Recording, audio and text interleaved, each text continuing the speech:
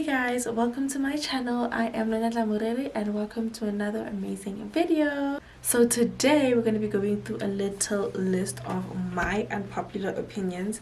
Probably some of y'all could relate to some of them might spark a little debate in the comment section. So if you guys feel like this girl is tripping over some of the comments or the videos of the comments that I said, please let's engage in the comment section. However, we're gonna get straight into it, okay, without wasting any time. So the first one is Zuma's presidency was not entirely disastrous.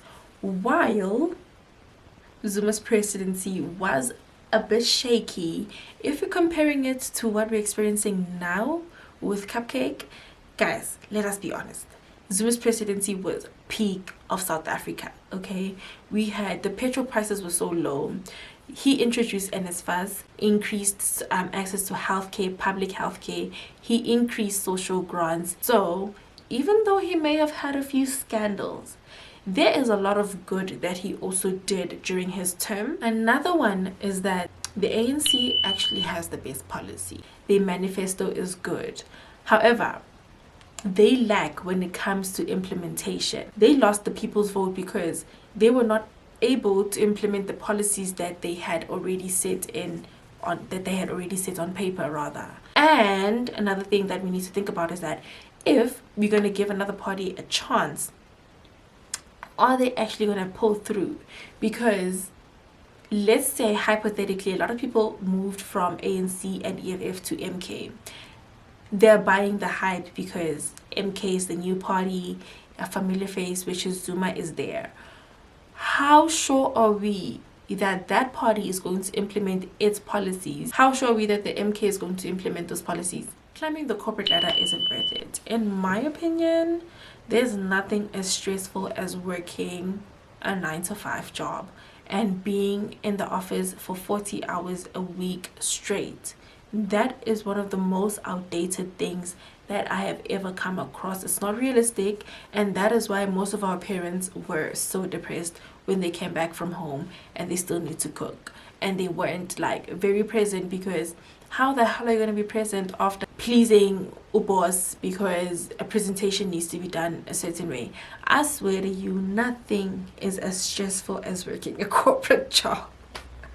Nothing is as stressful as that. And as much as having a job is a blessing, it can get really stressful, and not everyone has to do it. Also, this whole notion of people bashing motherhood and bashing having kids, I don't know what trend is going on here, but a lot of y'all people, or young people rather,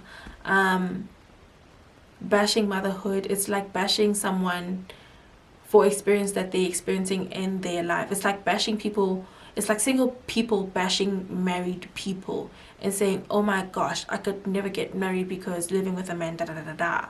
But really, you could just shut up and live your single life. Just like if you don't want kids, you could just shut up and not have kids. You know, I really don't get why it is that now mothers have to be bashed, or having a kid has to be such a bad thing in the society just because a person decided to bring a child into the world. Friendships should not be based on convenience.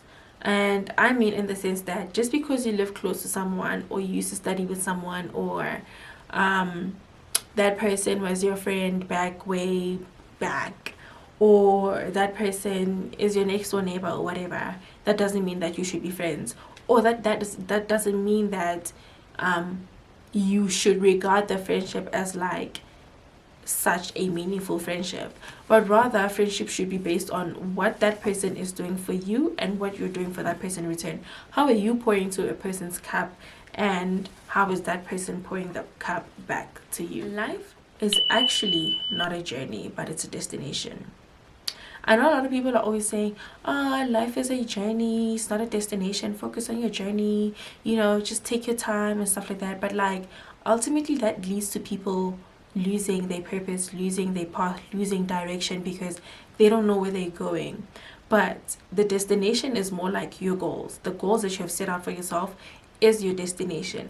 Without those goals, without that destination at the end of the day, you're not going to be able to get through or be successful the way you want to be successful, because you always just wandering through life saying, oh, life is a journey. Well, in fact, it's a destination. Imagine you're just driving, but you don't know where you're driving. Imagine like you're driving to a place that you don't know. Obviously, then you're going to get lost because you don't know where to navigate to.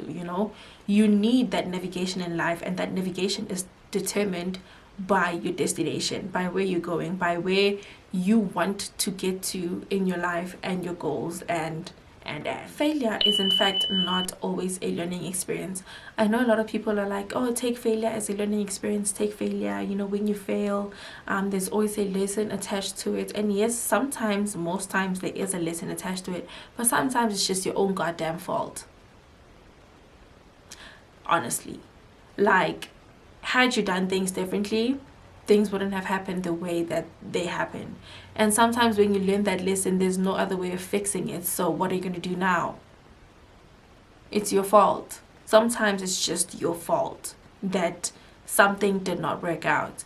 And the way we have kind of put like a sugarcoat of it is to say, oh no, there's always a lesson attached to every failure. Don't be afraid of failure. Be afraid of failure, babe. Be afraid of failure, because if you're not afraid of failure, then I'm scared of you, okay? Because you can't be okay with failing. Yes, it's a part of life, but it's not something that one person should be like, I'm okay if I fail. I know that there's a lesson attached to my failure. No, absolutely not. Not everyone is special or unique. Especially in this age of social media, a lot of us are literally the same people, because we are exposed to the same things. We are all exposed to each other. We don't have the luxury to form our own personality, to form our own aesthetic, because everyone is in love with the white aesthetic, with the beige couch and the brown and the nudes, okay? But what I'm trying to say is that not everyone is unique and not everyone is special. Like, we are more the same than we actually have ever been in society, especially. Like, because we are so involved in each other's lives, and because we share and we overexpose so much of our lives on social media, we kind of adapt other people's personalities that we don't even know, because that's the personality that we're exposed to online. So in more ways than not, yes, we may be unique, but really, truly, and honestly, we're the same. Self-care is overrated. And I know we're in the era of self-care and love yourself, put yourself first and whatnot and whatnot. But if we're really being honest, self-care is good. Self-care is great, and it's great that people are more aware of, oh no, I need to take care of myself and stuff like that. But you need to take care of yourself in order for you to also pour your cup into other people's cup.